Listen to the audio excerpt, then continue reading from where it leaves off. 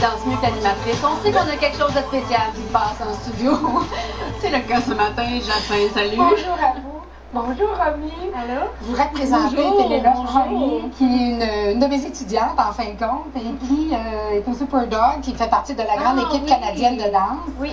Et puis, je pense qu'ils vont être au... Oui, on va avoir un spectacle au Centre Bell Oui, dimanche en prochain. passant, si vous voulez voir Romy un petit peu plus, je veux vous présenter Flora et puis Lily, qui sont ces deux chiens avec lesquels elle travaille. Puis aujourd'hui, on va parler d'entraînement, pour que les gens à la maison puissent comprendre comment on a fini par entraîner ces chiens-là. Donc, ça prend trois outils. On parle d'un entraînement au quotidien, pas l'entraînement à la danse nécessairement. Mais c'est pareil. Ah, okay. C'est pareil, que l'animal apprenne à s'asseoir, à se coucher, à partir, à marcher de reculons, à avancer, à faire un flip. C'est exactement les mêmes principes d'apprentissage. Okay. Ça prend trois outils. Ça prend des gâteries, ça prend une motivation. Il y a des raisons pour lesquelles l'animal va travailler. Là, maintenant, avec les chiens, on n'est plus obligé d'en utiliser parce que ça fait trop longtemps.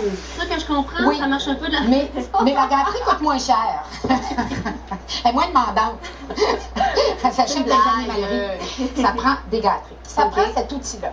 Cet outil-là, c'est un cliqueur. Un cliqueur, c'est un petit truc qui fait clic. OK. Tout simplement. Alors, c'est un son, c'est du Pavlov. Vas-y, vu les deux chiens ont réagi. Oui, et ce son-là, on le fait associer avec de la nourriture. Okay. Donc, c'est du Pavlov.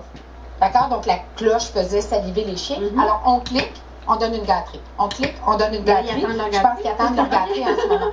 Donc, ce que ça nous donne le temps d'aller cliquer le comportement que l'on veut. Parce qu'on n'a pas toujours le temps d'aller porter une gâterie à l'animal pour le récompenser. On clique et il fait la chose, c'est on clique une fois qu'il a fait la chose. Voilà. Le clic égale bravo. Ah, okay. Le clic, ça veut dire bravo, tu auras une récompense éventuellement. Donc, on va faire, et le troisième outil, c'est un target. Un target, ça peut être n'importe quoi, un bâton, ça peut être une cuillère en soupe, ça peut être un crayon, ça peut être n'importe quoi. C'est un outil et on apprend l'animal à mettre son nez au bout du bâton. Alors, Romy, si tu veux revenir quelques années en arrière avec Flora et essayer de montrer comment elle a introduit l'entraînement pour être en mesure après de faire tout ce que vous avez vu en ce moment. Alors, on lui montre à aller toucher avec son nez. Ah, là, elle vient de se nez, donc elle a... Donc, bravo.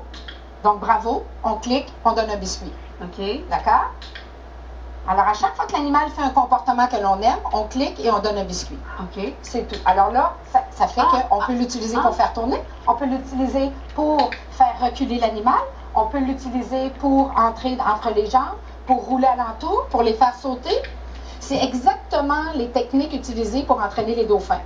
C'est exactement, les dauphins, on utilise le sifflet, qui est la même chose, mais où le son... Et pour les faire asseoir ou pour les faire... On va utiliser la même chose. Alors, avec le bâton dès le début, voyez-vous qu'elle va entraîner à faire des 8, tout simplement, parce que l'animal, tout ce qu'il veut, c'est aller mettre son nez sur le bâton. Pour avoir sa gâterie. Mais la chose la plus importante lorsqu'on parle d'entraînement, c'est que l'entraînement, c'est pas juste pour conditionner des trucs, c'est surtout pour travailler de l'attitude. Donc, premièrement, il faut que l'animal se sente bien. Et je pense que Romy a une histoire particulière à nous raconter avec ce chien-là. Oui, c'est ça. Ben, en fait, Flora, c'est un chien qui a 7 ans maintenant. Mais quand je l'ai eue, elle avait peur de tout. Elle n'aurait pas pu être ici, elle aurait été cachée dans le fond, puis elle était vraiment pas du tout à l'aise nulle part avec personne. Puis ce que j'ai fait pour la réhabiliter, c'est que je lui ai montré à me fixer tout le temps.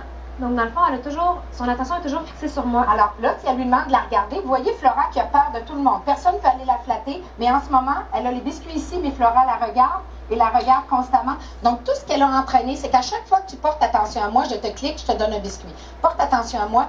Et pendant qu'elle fait ça, bien, elle est moins consciente de son environnement. Donc,